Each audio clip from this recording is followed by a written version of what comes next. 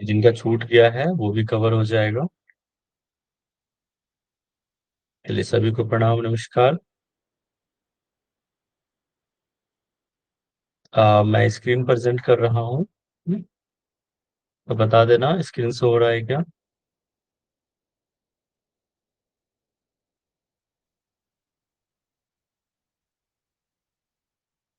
अभी तो नहीं हो रहा भैया। कहाँ? अच्छा, अब हो रहा है भैया। क्या हो रहा है? क्या हो रहा है? हो रहा है भैया, स्क्रीन शो हो रहा है। स्क्रीन शो हो रहा है भैया। ठीक है।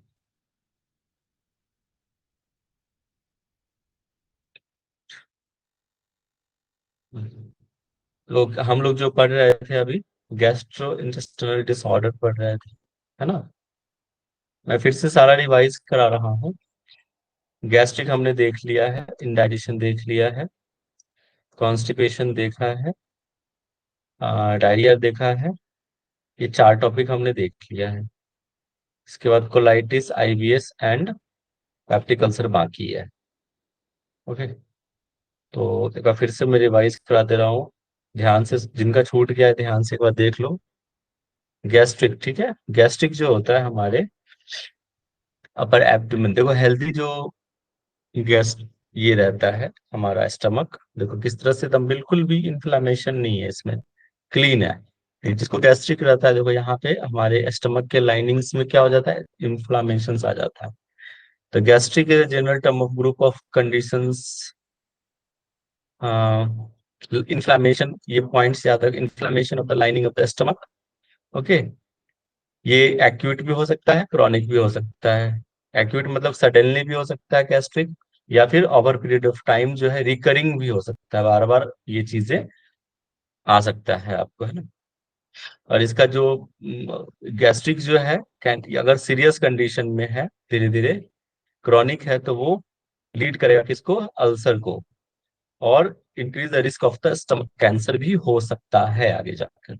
इसके सिम्टम्स है कि गॉनिंग और बर्निंग, एक और पेन हो सकता है एब्डोमेन में, अपर एब्डोमेन में।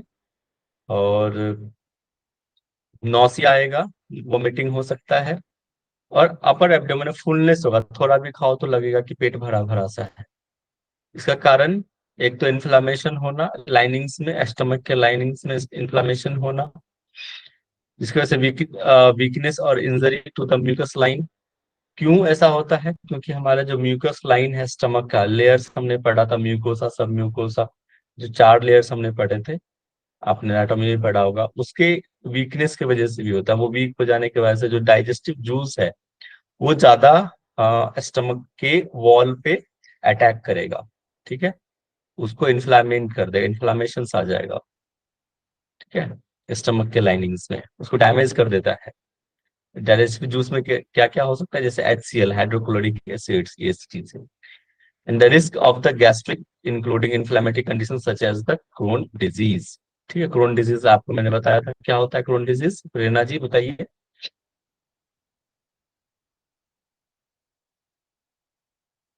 क्या होता है क्रोन डिजीज? हम्म, बताया था ना? भैया याद नहीं है। हम्म, किसको याद है क्रोन डिजीज क्या होता है? सर, ये तो क्या पुरानी होता है, डिसीजेस। इन्फ्लामेशन हो जाता है, बॉल डिजीज कहलाता है। Inflammation of the ball disease affect the lining of the digestive track, जो हमारा डाइजेस्टिव ट्रैक है उसके लाइनिंग्स को अफेक्ट करता है, ठीक है, इन्फ्लामेट करता है, वही कहलाता है वो Crohn disease. Inflammation of the gastric is most often the result of the infection, infections की वजह से भी ये हो सकता है, बैक्टीरियल इन्फेक्शंस की वजह से भी हो सकता है। अगर कोई ज्यादा ड्रिंक करता है, अल्कोहल्स यूज करता है, देन ये गैस्ट्रिक हो सकता है। और क्या क्या रिस्क फैक्टर है इसका, bacterial infection, regular use of the pain relieve, अगर आप रेगुलर पेन रिलीवर्स लेते हैं तो उससे भी गैस्ट्रिक हो सकता है। कुछ यहाँ मेडिसिन के भी नाम है, आप पढ़ लें। ओल्ड ओल्डर एज में भी ये ज्यादातर देखने को मिलता है। क्यों? क्योंकि उस टाइम पे ऑटो इम्यून डिजीज कहलाता है। ये जो क्या है, गैस्ट्रिक ऑटो इम्यून डिजीज है, डिसऑर्डर है। तो जैसे जैसे इंसान बूढ़ा होते जाता है तो वो जो लाइनिंग्स हैं वो थीन होते जाता है, स्टमक की जो लाइनिंग्स हैं वो थीन होते जाएगा।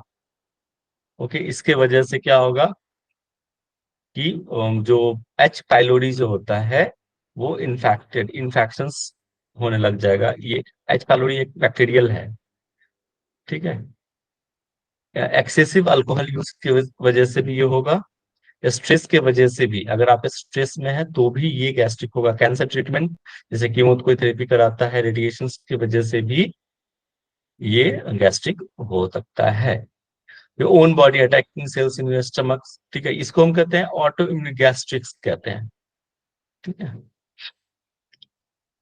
इसके बाद ये B12 डिफिशियंसी भी की वजह से भी हो सकता है, इसलिए B12 रिच फूड्स हमें लेना चाहिए। अगर B12 डिफिशियंसी है तो भी गैस्ट्रिक्स होने की संभावना। ओके, इसके बाद हमने देखा अदर अदर इशूज की वजह से भी, अदर कोई डिजीज है जैसे कि क्रोन डिजीज हो गया, सिलिक डिजीज है, सार्को कोरिस डिजीज या पैरासाइटिक है, तो HIV एड्स है, तो भी ये कंडीशंस, गैस्ट्रिक का कंडीशंस हो सकता है, ठीक है। सब रिलेटेड है, एक प्रॉब्लम दूसरे प्रॉब्लम से रिलेटेड है। अब आता है इंडाइजेशन। इंडाइजेशन में क्या होता है, इसका दूसरा नाम हमने बताया था डिस्पेप्सिया, ये आप याद रखिएगा। हमेशा याद रखना है, अगर किसी डिजीज का कोई अनदर नेम है तो you have to remember it.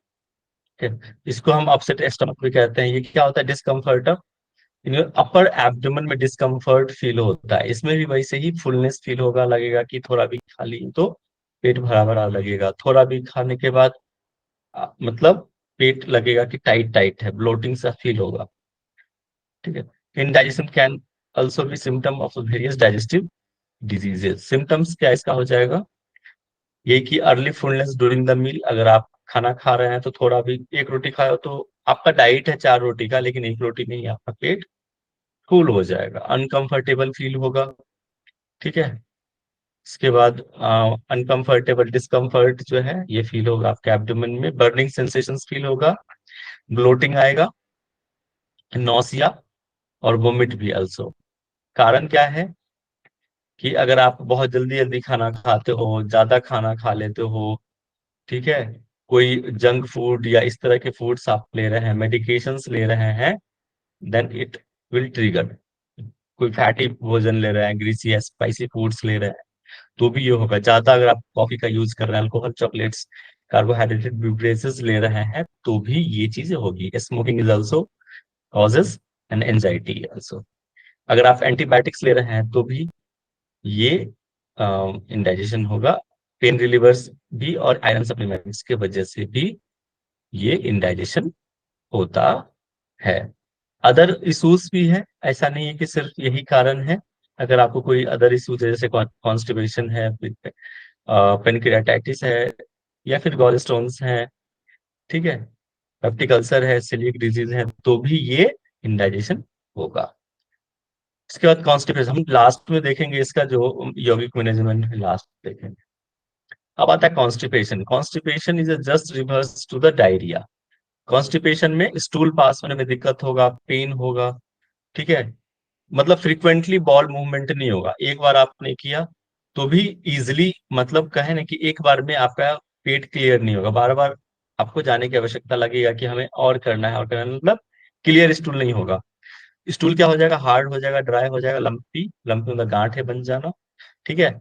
Stool is difficult to pass and painful होगा, ये चीजें बहुत फोर्सफुली आप, मतलब फोर्स लगाना पड़ेगा इसको, स्टूल को पास करने के लिए, ठीक है। ये क्यों होता है, क्योंकि जो हमारा जो कोलोन है वो ज्यादा वाटर एब्जॉर्ब कर लेता है, ज्यादा वाटर एब्जॉर्ब करने की वजह से जो हमारा स्टूल है, बॉल है, वो हार्ड हो जाता है, ठीक है। इसके वजह से वो इजिली स्टूल पास नहीं होता है। इसलिए कहते हैं कि पानी ज्यादा पियो, एक प्रॉपर ज्यादा पानी लेना चाहिए, पीना चाहिए। फिर हम अब या तो हम कहते हैं कि जिसको कॉन्स्टिपेशन है वो गुनगुना पानी पियो। गुनगुना पानी क्या होता है, वो ऑब्जॉर्व नहीं होता है हमारे कोलन को, हम क्या कहते हैं, लार्ज इंटेस्टाइन भी कहते हैं, जहाँ पे मल रहता है।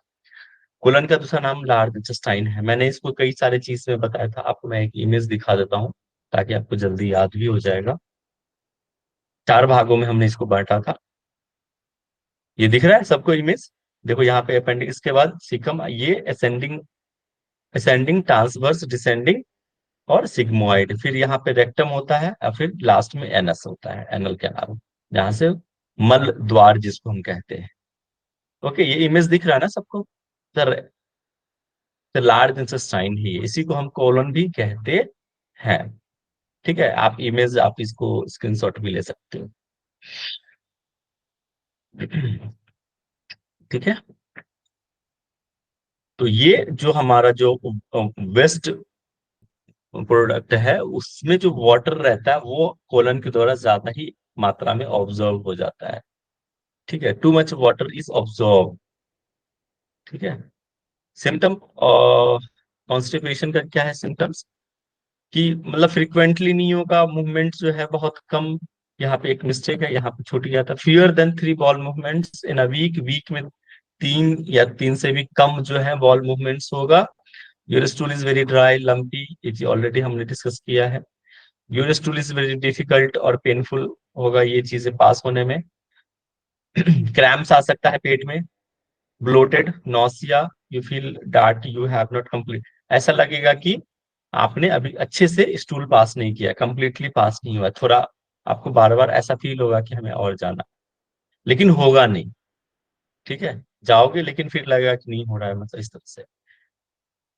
कारण क्या है? कि हम अपने भोजन में फाइबर्स वाले फूड नहीं लेते हैं, कम पानी पीते हैं। ठीक है, एक्सरसाइज कम करते हैं, नहीं करते हैं, इसकी वजह से भी होता है। बार बार हमारा रूटीन चेंज होता है, खासकर ट्रैवलिंग के दौरान। फिर सोने के टाइम और उठने का टाइम भी चेंज हो जाता है हमारा। ठीक है, इसके वजह से भी ये कॉन्स्टिपेशन होता है। एक फिक्स टाइम होना चाहिए खाने का, सोने का, उठने का, हर चीज। तो ये लाइफ, मतलब आपके लाइफ स्टाइल डिसऑर्डर है, ये अपने लाइफ स्टाइल को ठीक करना है। ठीक है, अगर आप ज्यादा मिल्क प्रोडक्ट्स ले रहे हैं, चीज ले रहे हैं, तो भी कॉन्स्टिपेशन होता है। स्ट्रेस की वजह से तो होता ही है, अगर आप स्ट्रेस में है तो भी दिक्कत है। अगर आपको ऐसा लगा कि हमें बॉल मूवमेंट्स के लिए जाना है, बट हम उसको रेसिस्ट कर रहे हैं, resisting the urge to have the bowel movement, उस टाइम पे भी ये चीजें होती है। अगर आप कोई मेडिकेशंस ले रहे हैं, कोई दवाई या पेन किलर्स ले रहे हैं, तो उस टाइम पे भी जो है कॉन्स्टिपेशन होता है। ओके, एंटी इंफ्लेमेटरी ड्रग्स की वजह से भी ये होता है। ठीक है, medical and health and conditions जैसे कि इंडोक्राइनल प्रॉब्लम्स के दौरान भी ये चीजें देखने को मिलता है। डायबिटीज हो गया, यूरेनीमिया, ये हमने आपको बताया था, यूरेमिया। ये यूरिया में क्या होता है, ब्लड लेवल्स बढ़ जाता है। एनीमिया में जस्ट रिवर्स, ब्लड लेवल क्या होता है, डाउन हो जाता है। हाइपरकैल्सीमिया हमने बताया था, किसी को याद है हाइपरकैल्सीमिया क्या होता है? कैल्शियम की मात्रा जो है, मतलब मिल्क जो, क्या, मिल्क। बताओ बताओ, हाइपरकैल्सीमिया क्या होता है? हम्म, याद नहीं है, भूल गए? शायद मिल्क, मिल्क का कोटा का कुछ बोले थे आप। कुछ या भूल, मतलब किसी को याद नहीं है? मिल्क में हाँ, मिल्क में कैल्शियम ज्यादा वगैरह ऐसे कुछ बोले थे। ज्यादा मिल्क, ज्यादा मिल्क लेने की वजह से होता है। ठीक है, तो हाइपर, हाँ। हाइपर मतलब ज्यादा, कैल्शियम का मतलब है, मतलब ये ज्यादा मिल्क प्रोडक्ट में, ज्यादा मिल्क आप ले रहे हैं तो इस टाइम पे हाइपर कैल्शियमिया होता है। कोलोरेक्टल कैंसर के मैंने बताया था आपको कि कहाँ कैंसर होता है, कोलोन और रेक्टम में। आईबीएस हम पढ़ेंगे। और डायवर्कुलर डिजीज, ये क्या होता है? ये कोलोन में डायवर्जन आ जाता है, जिसकी वजह से बल्जिंग पाउच जो है डाइजेस्टिव ट्रैक्ट में आ जाता है। ठीक है, तो ये सब चीजें थी। आ, फिर आप कई सारा प्रॉब्लम हमने देखा था, न्यूरोलॉजिकल डिसऑर्डर की वजह से भी है, स्पाइनल कॉर्ड, मल्टीपल स्क्लेरोसिस है, पार्किंसंस है, जो एनमेजिया हम आपको बताया था कल हमने योग टर्म में। लेजी बॉल सिंड्रोम्स की वजह से भी ये चीजें होती है, इंटेस्टिनल ऑब्स्ट्रक्शन के वजह से। यौगिक मैनेजमेंट इसका हमने अलग कर दिया था, कि आप जो है, हमने आपको आयुर्वेद के दृष्टिकोण से भी बताया था कि जो षड रस है उसमें से 3 रस, KTK, है ना, कटु तिक्त कसाय वाले भोजन से लेना है। बहुत ज्यादा आप सलाद खाइए, बीन से स्प्राउट्स लीजिए, फाइबर वाले फूड लेना है। और कार्बोहाइड्रेट वाले चीज कम लेना है, जिसमें ज्यादा कार्बोहाइड्रेट है, जैसे कि गेहूं, मतलब आटे में ज्यादा कार्बोहाइड्रेट, आलू, ये सब चीजें कम लेना चाहिए। सूर्य नमस्कार कीजिए, 12 राउंड करना चाहिए। ठीक है, ऐसा कुछ नहीं है स्पेसिफिक कि 12 राउंड ही, आप ज्यादा भी कर सकते हो, थोड़ा कम भी कर सकते हो, लेकिन हाँ, सूर्य नमस्कार क्या है, ओवरऑल एक्सरसाइज हो जाता है बॉडी का। पवन मुक्तासन आप पार्ट 2 कीजिए, मतलब उस पवन मुक्तासन सीरीज और पवन मुक्तासन कीजिए। ऐसे एक्सरसाइज करना है जो आपके एब्डोमेन पे प्रेशर क्रिएट करे। ओके। इसके बाद वज्रासन में बैठिए। कल हमने वज्रासन में क्यों बैठना चाहिए ये भी हमने कल डिस्कस किया था। ठीक है। आप पानी पीजिए, गुनगुना पानी पीजिए, ल्यूकवार्म वाटर लीजिए, फिर उसको कुछ आसन कीजिए। प्राणायाम में भ्रस्तिका सूर्यभेदी कीजिए, मुद्रा में पासनी योग मुद्रा, ये सब आपको करना है। मुद्राओं में सटकर में अग्निसार, वेरी गुड एक प्रैक्टिस।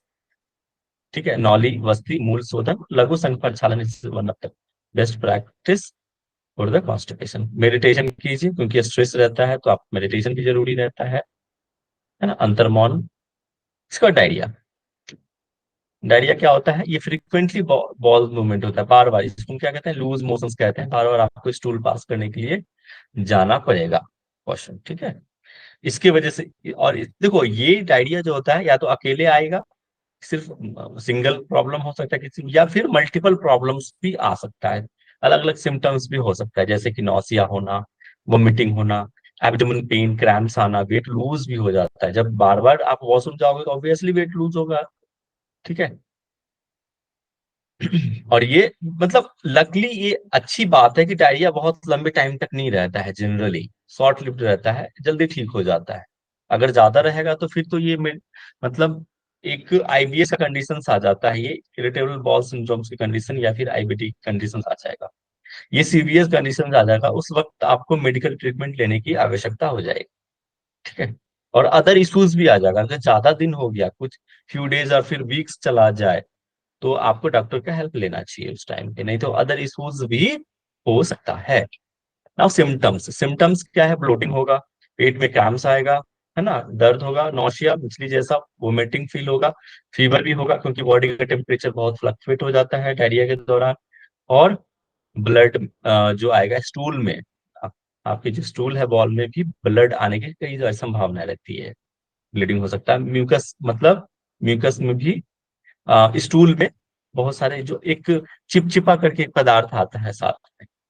ठीक है। तो म्यूकस आएगा। और बार बार आपको ऐसा फील होगा कि हमें बॉल बॉल मूवमेंट, मतलब वॉशरूम के लिए जाना है, वॉशरूम मतलब urgent need to have a bowel movement. Causes, कई सारे कारण हो सकते हैं, इसमें बैक्टीरियल कारण भी हो सकता है।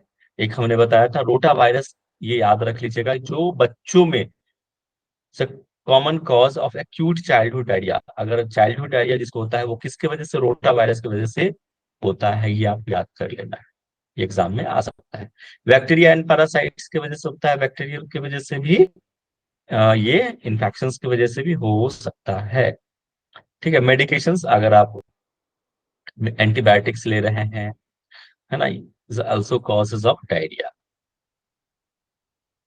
इसमें क्या होता है कि जो डायरिया में क्या होता है कि हमारे एब्डोमेन में एक इंटेस्टाइन में कि एक गुड बैक्टीरिया भी होता है और बैड बैक्टीरिया भी होता है। तो गुड बैक्टीरिया से ऑल्सो गुड। ठीक है। बट उस टाइम पे जब हम एंटीबायोटिक्स लेते हैं तो उस टाइम पे बैड बैक्टीरिया के साथ साथ गुड बैक्टीरिया को भी क्या कर देता है, मार देता है। ठीक है। जिसके वजह से ये प्रॉब्लम होता है डायरिया का। इसके बाद लैक्टोस इंटो, ये मतलब जो शुगर पाया जाता है मिल्क में, ठीक है, उसके वजह से भी ये हो जाता है, अगर आप ज्यादा ले रहे हैं लैक्टोज, उसकी मात्रा से भी हो सकता है। फ्रुक्टोज जो है, नेचुरली जो है फ्रूट्स में जो शुगर की मात्रा पाया जाता है उसको हम कहते हैं फ्रुक्टोज। और अगर उसको हम किसी और के साथ मिक्सअप करके लेंगे डाइट में तो फिर उसके वजह से भी क्या होता है, फूड पॉइजनिंग आप समझ सकते हो एक प्रकार से, उसके वजह से भी होता है diarrhoea. Artificial sweetness, artificial sweetness जैसे कि आप च्युइंगम ले रहे हैं तो उसमें चॉकलेट्स हैं, उसके वजह से भी डायरिया हो सकता है। सर्जरी, ठीक है, partial intestine gall bladder removal surgeries can sometimes cause the diarrhoea. Other digestive disorder की वजह से भी डायरिया हो सकता है, जैसे कि आईबीएस, क्रोन डिजीज, ल्यूकेटिव कोलाइटिस, है ना, सिलिक disease, microscopic colitis, other issues है ना, इसके वजह से होता है। आईबीएस, आईबीएस क्या होता है, इसको हमने पढ़ लिया था ना कल। ठीक है। इरिटेबल बॉल सिंड्रोम और आईबीडी क्या होता है, इन्फ्लामेटरी बॉल डिजीज, दोनों अलग अलग चीज है। इसके सिनोनिम्स आप याद रख लेना है, अदर नेम्स के spastic colon irritable colon, mucus colitis and aseptics colitis. ये अलग अलग नाम है आईबीएस के, तो you have to remember it. Other names आ सकता है एग्जाम में, might be possible. It is a separate condition from inflammatory bowels disease, is not related to other bowels conditions. ये बहुत ही, देखो, एक तो ये है कि इसके रियल कारण पता नहीं चलता है, कई सारे सिम्टम्स एक साथ आ जाता है, वैरायटीज, मतलब कई सारे सिम्टम्स को मिलकर ये आईबीएस होता है। जिसके किसी को डायरिया भी हो सकता है, कॉन्स्टिपेशन भी मे भी हो सकता है, और अदर इश्यूज भी हो सकता है एक साथ, जिसकी वजह से ये आईबीएस होता है ना। IBS is group of intestinal symptoms, अभी बताया ना कि ये इंटेस्टिनल कई सारे सिम्टम्स मिलकर ये चीज होती है। इमेज देखो, नीचे दिखाते हैं, हाँ, ये वाला। और ये पर्सन टू पर्सन वेरी करेगा, ऐसा नहीं है कि ये कॉमन है सबके लिए, नहीं। मेरे लिए कुछ और हो सकता है, आपके लिए कुछ और है, थर्ड पर्सन कुछ और है। ठीक है, ये देखो यहाँ पे ना, ये बताया था मैंने इमेज, ये क्या होता है, श्रिंक हो गया, एबनॉर्मल कॉन्ट्रैक्शन है। ये देखो नॉर्मली, अब भाई एनस के कॉन्ट्रैक्शन जरूरी है, तभी तो स्टूल पास होगा हमारे एनस के थ्रू, रेक्टस के थ्रू आगे की तरफ मूव करेगा, ये जरूरी है कॉन्ट्रैक्शन। लेकिन abnormal contraction is the reason behind of the IBS, ये नहीं होना चाहिए।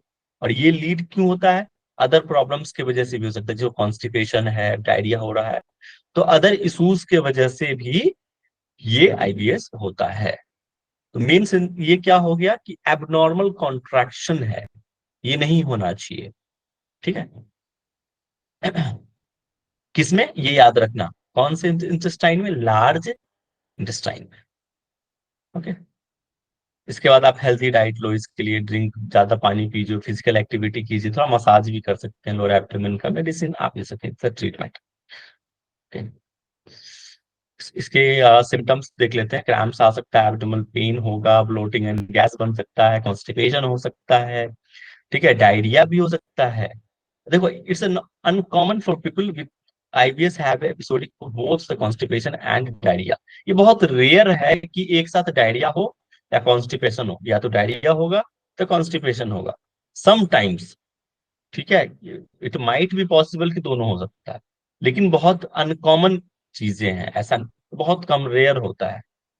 ठीक है। Symptoms such as bloating and gas typically go away after you have a bowel movement. Okay, तो कारण क्या हो सकता है, देखो एक्चुअली इसका कारण डॉक्टर ने भी कुछ ऐसा स्पेसिफिक नहीं बोला है। ठीक है, वो सोचते हैं ऐसा है, expert think that a combination of problem, कई सारे प्रॉब्लम्स जो है लीड करता है आईबीएस को। अभी बोला ना आपको कि जरूरी नहीं कि एक ये अलग नहीं है। आईबीएस क्या है, एक सिंड्रोम, ये क्या है, मल्टीपल इश्यूज की वजह से ये प्रॉब्लम क्रिएट हुआ, ये सिंड्रोम क्रिएट हुआ है। ठीक है, ये अलग कोई प्रॉब्लम नहीं है कि हाँ, मल्टीपल इश्यूज है इसके साथ। डिफरेंट फैक्टर्स में cause the IBS in different people, अलग अलग लोगों के लिए अलग अलग कारण हो सकता है। Certain person are more common in people with IBS, expert think these problems may play role of the IBS. हाँ, तो मतलब वही चीजें हैं, घुमा फिरा के कह रहा है। स्ट्रेसफुल और डिफिकल्ट अर्ली लाइफ इवेंट्स, देखो आप, ये दूसरा कारण क्या हो सकता है, एक तो स्ट्रेस हो सकता है, या अगर कोई फिजिकली या सेक्सुअल अब्यूज हुआ है अर्ली टाइम पे, भाई समय से पहले, तो उस टाइम पे भी आईबीएस होने की संभावना रहती है। Bacterial infection also one of the reason. किसमें, डाइजेस्टिव ट्रैक्ट में अगर बैक्टीरियल इन्फेक्शन हुआ है। स्मॉल इंटेस्टाइन, सीबो, मैंने आपको कहा था एक कल, SIBO, small intestinal bacterial overgrowth, जहां पे स्मॉल इंटेस्टाइन में बैक्टीरिया का अटैक होना भी आईबीएस का कारण है।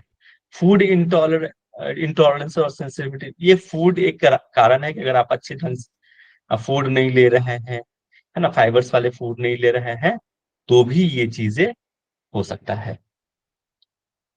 मेंटल डिसऑर्डर, कुछ ऐसे हैं कि डिप्रेशन की वजह से, एंजाइटी की वजह से भी ये चीजें हो सकता है। ये मैंने ऐड कर दिया है, कल मैंने ये नहीं बताया था आपको, डायरेक्ट मैंने डाइट ये वाले इमेज दिखाया था। तो वही चीज है कि फूड मैप, मैंने होमवर्क दिया था फूड मैप का, पता है क्या होता है फूड मैप का फुल फॉर्म, एनीवन, भूल गए। लिख लेना। फूड मैकपा होता है कि फर्मेंटेबल, ठीक है, लिख लो फर्मेंटेबल, इसमें शायद नहीं है क्या? नहीं है। मतलब फूड में पैसा है कि जो पेशेंट को एक चार्ट बनाना, ये डाइटिशियन के द्वारा दिया जाता है, ठीक है। तो फूड मैप का होता है fermentable oligo, O for oligo di monosaccharides and polyols, ठीक है। Fermentable oligo di monosaccharides and polyps, ठीक है। ये आप गाइड पढ़ लेना, देख लेना। उस एग्जाम में बहुत कम चांस है, बट फिर भी आपको पता होना चाहिए कि वेजिटेबल्स में हमें क्या क्या चीजें लेनी चाहिए, कॉमन आइडिया होना चाहिए इसके बारे में। अब आता है कोलाइटिस। यहां तक हम लोग देख चुके थे। आज हमारा न्यू टॉपिक है कोलाइटिस।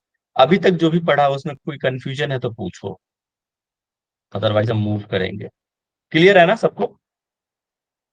थोड़ा फास्ट में गए थे, ऑलरेडी हमने इसको डिस्कस कर चुके थे पहले, तो इसलिए मैंने थोड़ा सा आपको रिवाइज करा दिया है, जिनका छूट गया है तो आप इसको नोट कर लेना, ठीक है।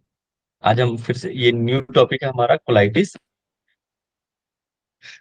कोलाइटिस देखो क्या है ना, कि हमारे कोलाइटिस जो है लार्ज इंटेस्टाइन में होता है। देखो ना यहाँ पे इन्फ्लेमेशन हो रहा है ना, लार्ज में इमेज दिख रहा है। कोलाइटिस है inflammation of your colon. Colon अभी बताया ना, लार्ज इंटेस्टाइन को कहते हैं, also known as your large intestine. ये याद रखिएगा कि भाई कोलाइटिस कहाँ होता है, स्मॉल इंटेस्टाइन, लार्ज इंटेस्टाइन, या फिर कोलन दे देगा, है ना।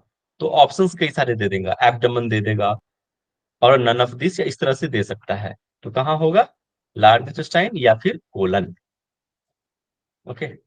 If you have colitis, you will feel discomfort and pain in your abdomen, ठीक है। कोलाइटिस के बाद उस टाइम पे क्या होगा? अनकंफर्टेबल फील होगा, डिस्कम्फर्ट फील होगा, और पेन भी होगा, क्रैम्प्स भी आएगा। Discomfort may be mild and recurring over a long period of time. ये चीजें देखो, एक तो एक्यूट वाले कंडीशन हमने बताया था, माइल्ड भी हो सकता है, या फिर ओवर पीरियड टाइम ये चीजें बार बार आ सकता है, क्रैम्प्स आ सकता है, और सीवियर एंड अपियरिंग सडनली, ये अचानक भी हो सकता है। टाइप्स एंड कॉजेस ल्यूकेटिव कोलाइटिस, देखो टाइप्स याद रखना है आपको। अगर आपका डिटेल में ना भी याद रखो तो चलेगा, लेकिन टाइप्स आप याद रखिएगा।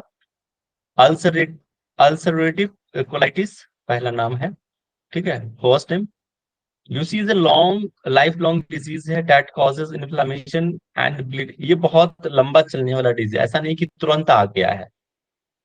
अल्सरेटिव कोलाइटिस जो होता है, ऐसा नहीं कि तुरंत आ गया, ये बहुत पहले से धीरे धीरे धीरे धीरे हो रहा होता है, और बाद में हमें पता चलता है। It's life long disease that causes the inflammation and bleeding ulcer with in the lining, inner lining of your large intestine.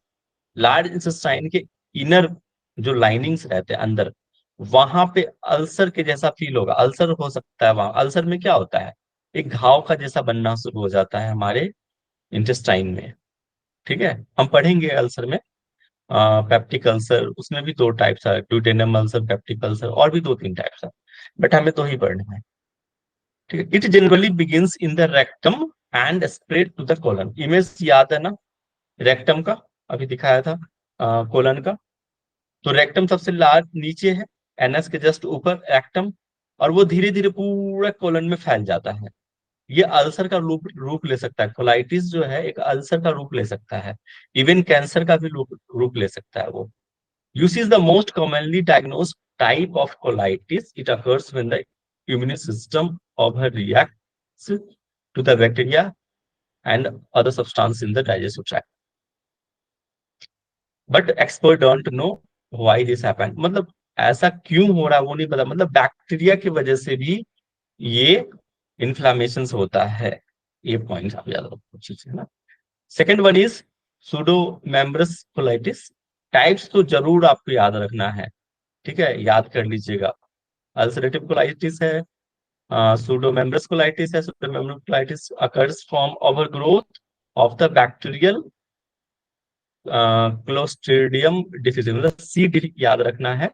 This kind of ये बैक्टीरिया का नाम है clostridium difficile, okay, this a bacteria, इसके वजह से होता है ये सूडोमेम्ब्रस कोलाइटिस।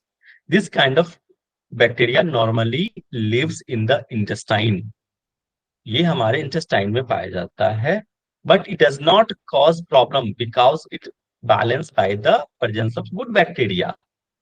ये जब, कब तक ये बैलेंस है, कब तक आपको नुकसान नहीं पहुंचाएगा, जब तक कि उसके साथ गुड बैक्टीरिया भी मौजूद है, वो बैलेंस करने का काम करता है। लेकिन जैसे ही आप एंटीबायोटिक्स ले रहे हैं, कोई इंफ्लामेटरी ड्रग्स ले रहे हैं, इस तरह के मेडिकेशंस ले रहे हैं, तो क्या करेगा, वो गुड बैक्टीरिया को किल कर देगा, और तब जाके ये सी डिफिसिट आपके इंटेस्टाइन पे हावी हो जाएगा। उस टाइम पे फिर वो इन्फ्लामेशन क्रिएट करना शुरू कर देगा। ठीक है, certain medication specially antibiotics may destroy the healthy bacteria, just I have said, this allows C difficile to take over the releasing toxins that cause the inflammation. ठीक है, सी डिफिस क्या है, वो बैठा हुआ, शांत बैठा हुआ है, कब तक, जब तक कि हेल्दी बैक्टीरिया है ना। लेकिन जैसे ही एंटीबायोटिक्स हम ले रहे हैं, तो इट माइट बी पॉसिबल कि हेल्दी बैक्टीरिया वहां डिस्ट्रॉय हो जाए, जरूरी नहीं हो जाए, लेकिन अगर हो जाता है, देन सी डिफिसिट ये क्या करेगा, डोमिनेंट हो जाएगा, वहां पे वो रिलीज करेगा टॉक्सिन्स एंड इन्फ्लामेशन क्रिएट कर देगा इंटेस्टाइन में। Third one is ischaemic colitis.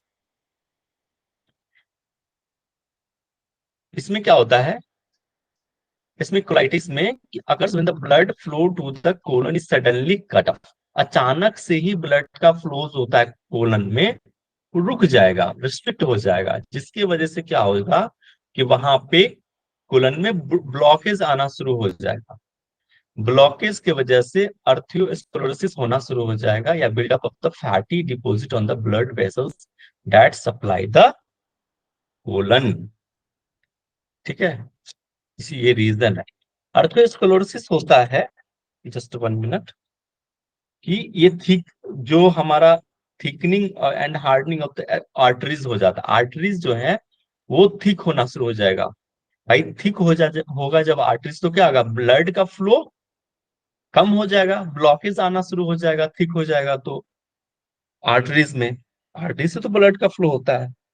ठीक है, इसी को कहते हैं अर्थ्रोस्क्लेरोसिस, जिसमें जो हमारा आर्टरीज है वो हार्ड हो जाएगा, थिक होना शुरू हो जाएगा, जिसकी वजह से ब्लड का क्लोट होना शुरू हो जाएगा, ब्लॉकेज होना शुरू हो जाएगा।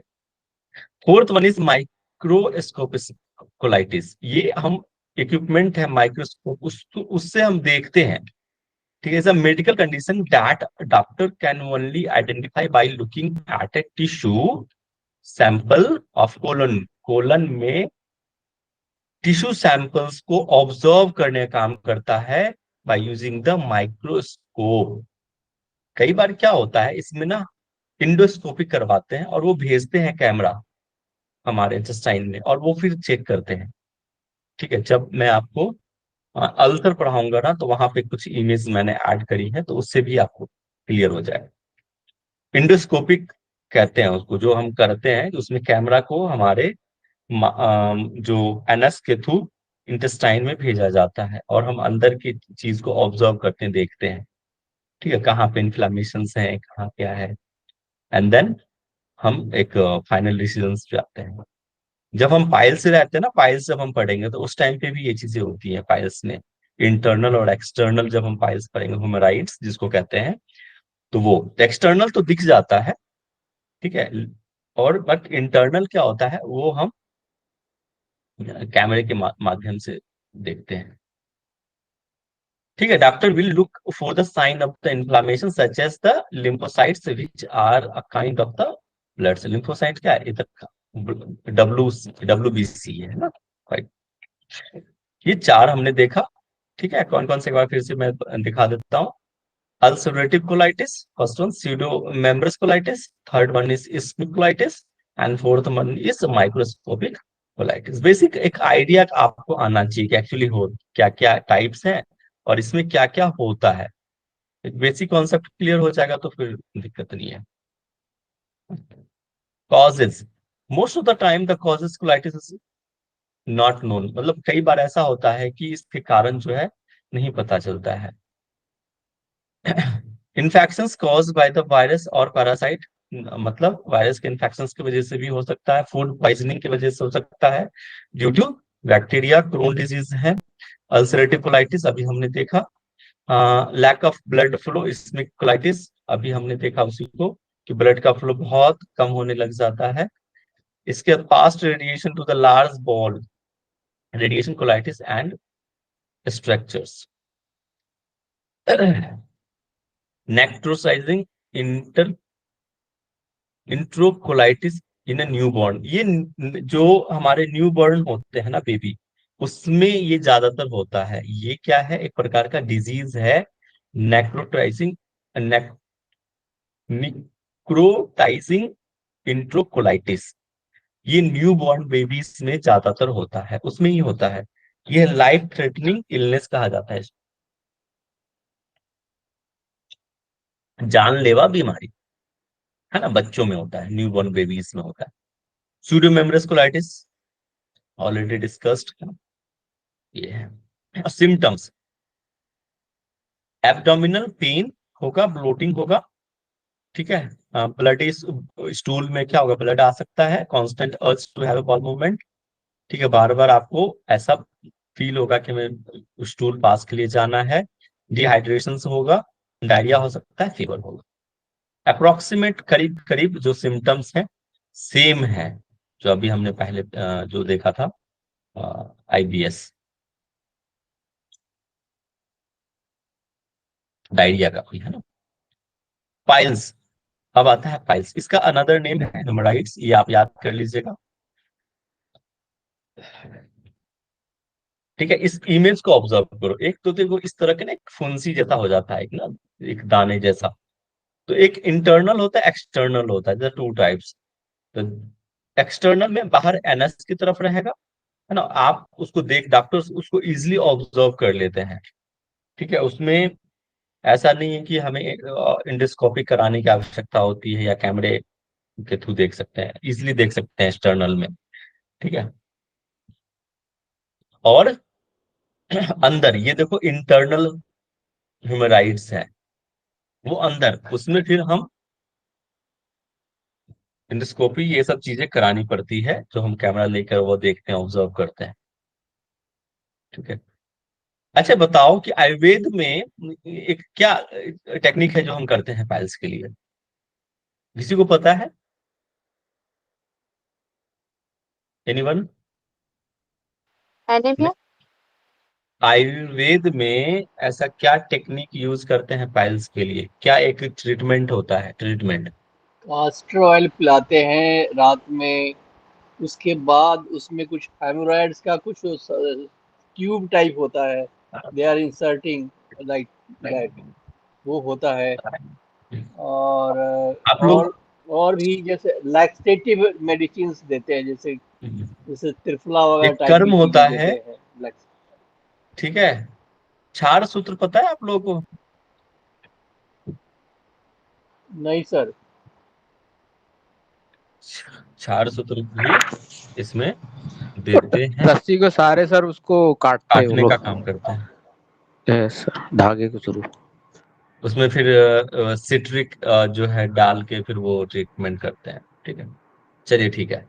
इंट्रोडक्शन है, piles are abnormally in large and dilated blood vessels, mainly veins around the rectal passage और एनस। अभी बताया ना, पैस एनस के पास जो होता है या रेक्टल के पास, वहां पे जो वेन्स हैं, वहां का जो एक एक समझ लो फुंसी के जैसा हो जाना, एक दाना बाहर की तरफ एक लटकता रहता है वो। और यही जब सीवियर कंडीशंस होते हैं ना, तब जाके ये फिस्टुला, मतलब फिशर जिसको हम कहते हैं, वो कंडीशंस आता है, ठीक है। Piles are also known as hemorrhoids. Hemorrhoids occur in both men and women. खासकर ये ज्यादातर एज ग्रुप है वो है 20 to 50 की एज ग्रुप में ज्यादातर ये पाइल्स होता है। The two types, internal and external. Internal piles occur within the rectum and are usually not visible during an external examination. आप बाहर से इजिली आप इंटरनल पाइल्स को नहीं देख सकते हैं, ठीक है। उसके लिए हमें इक्विपमेंट की आवश्यकता होती है, एक कैमरे को यूज करके हम अंदर भेजते हैं एनएस के थ्रू, और फिर उससे हम ऑब्जर्व करते हैं कि कहाँ पे इंटेस्टाइन के कौन से भाग में स्वेल है या फिर इस तरह की जो फुंसी है या दाने बने हुए हैं वहां पे। ठीक है, वहां पे ऑब्जर्व। एक्सटर्नल में यू कैन यूजली आप ऑब्जर्व कर सकते हैं कि कहाँ है। एन एक्सटर्नल पाइल्स में grow to produce the outside, बाहर की तरफ वो लटकता रहता है, ग्रो करता है ऑफ द एनस। ठीक है, the medical term for this is a prolapsed haemorrhoids. आपने भगंदर का नाम सुना है? जो फिशुला आगे जाके, फिशुला को जो जी सर। क्या कहते हैं, भगंदर कहते हैं, क्या फिशर हिंदी में। तो वो सीवियर कंडीशन, इसके बाद की कंडीशंस होती हैं। ठीक है, फिर वो डॉक्टरों के यहाँ उसमें भी बाहर लगा रहता जो सर, वही जनरली हम देखा हम लोगों ने। क्या, सर डॉक्टरों के यहाँ वो लगा रहता है बोर्ड उनके यहाँ पे, हम इसका इसका इलाज करते हैं, पाइल्स, बगंदर, क्या क्या बताते हैं। ठीक है, ठीक है। सिम्टम्स में है, हेमराइड्स कॉजेज इचिंग होगा, बर्निंग सेंसेशन भी आता है, स्वेलिंग और पेन भी होता है। Bleeding from the anus is more common, normally bleedings भी देखने को मिलता है, खास मतलब ब्लीडिंग होता ही है, क्योंकि वहां जहां पे वो जैसे एक समझो कि घाव के जैसा बन जाना, थोड़ा थोड़ा मतलब एक दाना, वहां से फिर जो ब्लीड है वहां से निकलता है वो। With the internal and external haemorrhoids, दोनों ही कंडीशंस में ब्लीडिंग होती है। It can occur before, during और आफ्टर द डिफेक्शंस के टाइम पे भी, जब हम स्टूल पास करते हैं उस टाइम पे, पहले या बाद में ये ब्लीडिंग होती है। Piles can is escalate into the more severe conditions. These include the excessive anal bleeding, बहुत ब्लीडिंग होता है, possibly leading to the anemia, और इसकी वजह से क्या होता है, ब्लीडिंग ज्यादा हो जाने की वजह से लीडिंग टू एनीमिया, मतलब ब्लड की कमी भी शरीर में हो जाता है। इन्फेक्शन भी हो सकता है। And faecal continence, faecal continence क्या होता है, स्टूल रोकने, मतलब एक जो कहते हैं ना कि जो अभी जैसे कि हमें इस स्टूल पास करना है, बट हम उसको क्या कर सकते हैं, होल्ड कर सकते हैं, कैप हम चाहें तो। लेकिन इस टाइम पे क्या होता है, वो अपना कंट्रोल खो देता है। ठीक है, इसी को कहते हैं फीकल इनकन्वीनियंस, कंट्रोल नहीं होना, स्टूल को रोकने पे कंट्रोल नहीं होना। एनल फिस्टुला, ठीक है, एनल फिस्टुला भी होता है, जिसको हम भगंदर कहते हैं, फिस्टुला में है ना। Strangulated haemorrhoids in which anal muscles cut off blood supply to the haemorrhoids. Causes, कारण क्या है इसके पीछे। Piles result from increase the pressure into the lower rectum, ज्यादा प्रेशर क्रिएट, इसीलिए कहते हैं जब ये किस वजह से पाइल्स क्यों होते हैं, इसके पीछे का रीजन, एक one of the reason is chronic constipation. अगर कॉन्स्टिपेशन है तो बहुत आप भाई कॉन्स्टिपेशन को ठीक कर लो, नहीं तो बहुत ज्यादा चांसेस है कि आपको पाइल्स हो सकता है। ठीक है, क्योंकि हम प्रेशर क्रिएट करते हैं रेक्टम के पास की स्टूल के लिए, और वो फिर कन्वर्ट होता है हमारे पाइल्स में, वहीं पे वो वही दिक्कत करती है। ठीक है, the blood vessels around the anus and rectum will stretch under pressure and में स्वेल। इसकी वजह से अगर आप प्रेशर क्रिएट करोगे तो वहां स्वेलिंग भी हो सकता है, बल्स हो सकता है, फॉर्मिंग पाइल्स, और वही पाइल्स का रूप ले लेता है। Haemorrhoids are also common among the pregnant, ये कई टाइम पे क्या प्रेग्नेंट वुमन में भी बहुत जनरली देखने को मिलता है, प्रेग्नेंट वुमेन्स में, क्योंकि the pressure of the foetus in the abdomen as well as the hormonal changes cause the haemorrhoidal vessels to the enlarge. एक तो हार्मोनल चेंजेस भी होते हैं प्रेग्नेंट वुमन में, एक रीजन है। एक तो ये है कि जब बेबी रहता है, फिटस होता है, वो एक पेट का आकार बढ़ने की वजह से भी एक प्रॉब्लम्स होता है उसको बैठने में, उठने में, तो वो लीड करता है पाइल्स। ठीक है, उस टाइम पे होता है। इसमें be due to the chronic constipation, diarrhoea, lifting heavy, अगर आप बहुत ज्यादा हैवी वेट उठा रहे हैं तो भी ये चीजें हो सकता है। Straining when passing the stool, अगर आप स्ट्रेन कर रहे हैं पासिंग द स्टूल उसको तो भी ये चीजें हो सकता है। ठीक है। ठीक है, अगर आप हैवी वेट उठा रहे हैं, बहुत जोर लगाएंगे स्टूल पास करने में, तो भी पाइल्स होगा। रिस्क फैक्टर क्या है? Certain factors may increase the person's risk of developing piles, including the, देखो प्रेगनेंसी एक तो ये है, up to the 50% trusted source of the people experience hemorrhage during the pregnancy, ये रिजल्ट है। ठीक है, प्रेगनेंसी के दौरान जनरली जो है पाइल्स होने की संभावना रहती है। This is due to the increase pressure on the pelvis. हम क्या करते हैं, pelvis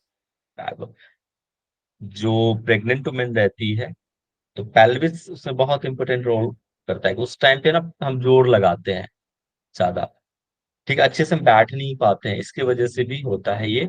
a person having a high blood volumes and higher incidence of the constipation, याद रखना प्रेगनेंसी वुमेन में भी ये होता है।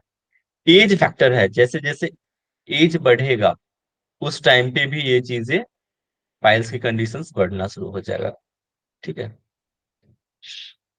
Weight and sir suggest that the being overweight, अगर आप ज्यादा वेट उठाते हैं तो भी ये चीजें हो सकता है। डाइट, अगर आप डाइट प्रॉपर नहीं ले रहे हैं, है ना, जो फाइबरस फूड है वो नहीं ले रहे हैं, तो भी ये इंक्रीज करे। लो फाइबर जो होता है फूड जो है, लेने की वजह से ये बढ़ जाता है।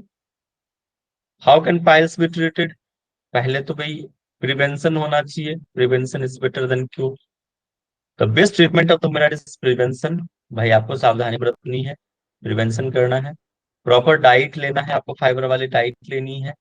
ठीक है, क्लींजिंग, प्रॉपर अपने एनल पार्ट का पेरी एनल एरिया को प्रॉपर क्लीन करना है। अनसेंटेड सोप, बहुत एक होता है ना बहुत सेंट वाले, इस तरह की सेंट वाले सोप का यूज नहीं करना चाहिए। ठीक है, अनसेंटेड सोप यूज करना है। एंड वाटर, अच्छे से उसको धोना है और सोख मतलब जैसे वाइप का यूज कर सकते हैं, पैड का यूज कर सकते हैं। ठीक है, there are numerous creams and, और बहुत सारे ऐसे क्रीम है जो आप यूज कर सकते हैं, ये एक्सटर्नल हेमोराइड्स में काम करेगा। ओके, जैसे कि हाइड्रोकोर्टिसोन, ये एक प्रकार का मेडिसिन है, वो आप यूज कर सकते हैं। If the pain is not too severe, conservative management consisting of the tool softness, अगर बहुत सीवियर पेन नहीं है तो आप क्या कर सकते हैं, टिपिकल पेन रिलीविंग क्रीम्स, आप कुछ ऐसे क्रीम्स भी, या फिर आप बाथ जब ले रहे हैं तो गुनगुना जो पानी में आप थोड़ी देर बैठ सकते हो, उस टाइम पे भी ये पेन को रिलीव करेगा, है ना, और थोड़ा सा कम करेगा। सिटिंग इन टब और bath tub of the warm water. यौगिक मैनेजमेंट, इसमें आप क्या कर सकते हैं, डाइट में तो मधुर अम्ल लवण, MAL, जस्ट रिवर्स, हमने उसमें क्या देखा था कॉन्स्टिपेशन में, KTK। कुटु अम्लों का यहाँ, साथ, हाँ, यहाँ पे कुटु आप क्या अम्लों का लेंगे, साथ। मधुर अम्ल लवण। बनाना यूज कर सकते हैं क्योंकि इसमें पोटेशियम ज्यादा होता है। ठीक है, बनाना इज ऑल्सो गुड।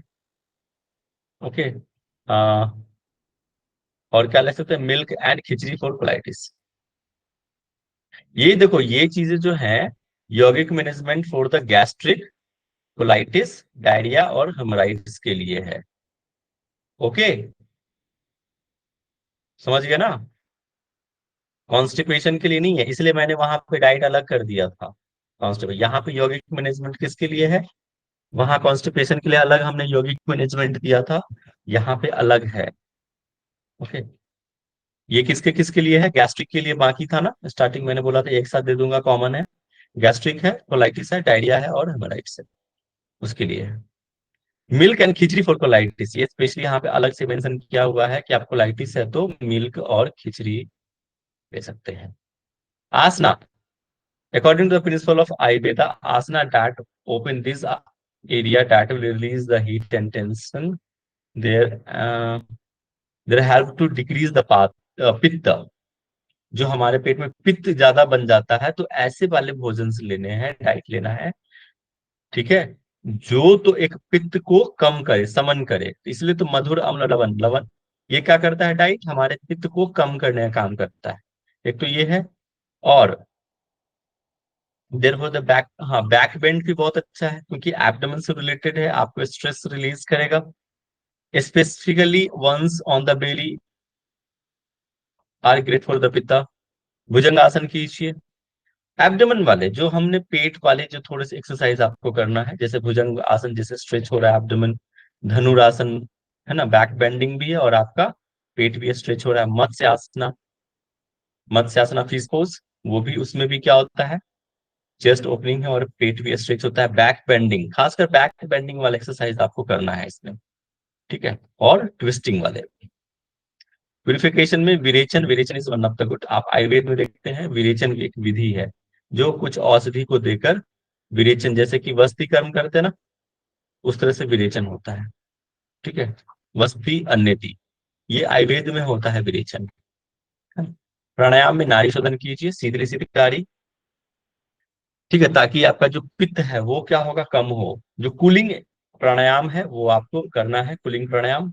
भ्रामरी कीजिए स्ट्रेस रिलीफ के लिए। If a person suffering from piles due to the constipation, अब देखो यहाँ पे कंडीशंस दिया है, अगर person is suffering from piles due to constipation की वजह से अगर पाइल्स है, देन उसको हम क्या दे सकते हैं, भ्रष्टिका, ठीक है। और उसको नहीं देना है, क्या नहीं देना है, शीतली शीतकारी उसको नहीं देना है, रिमेम्बर, ठीक है। उसके लिए हम क्या कर सकते हैं, भ्रष्टिका देंगे, क्योंकि ये क्या है, हीट जनरेट करता है, ठीक है। कॉन्स्टिपेशन में तभी तो हम गुनगुना पानी ये सब हीट वाले एक्सरसाइज हम करते हैं, मतलब प्राणायाम करते हैं।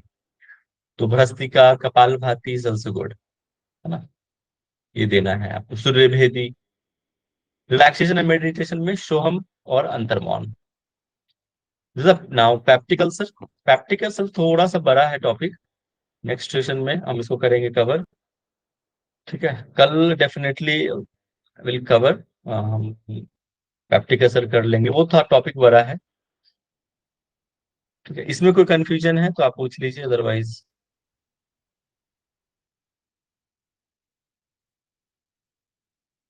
क्लियर है। इसका कुछ प्रश्न है। कल हम पैप्टिक अल्सर देखेंगे, है ना। आज इतना ही, आज ऑलरेडी हमने बहुत कवर किया है। कल हमारा ये हो जाएगा गैस्ट्रो, ठीक है। फिर हम मंडे से न्यू टॉपिक स्टार्ट करेंगे।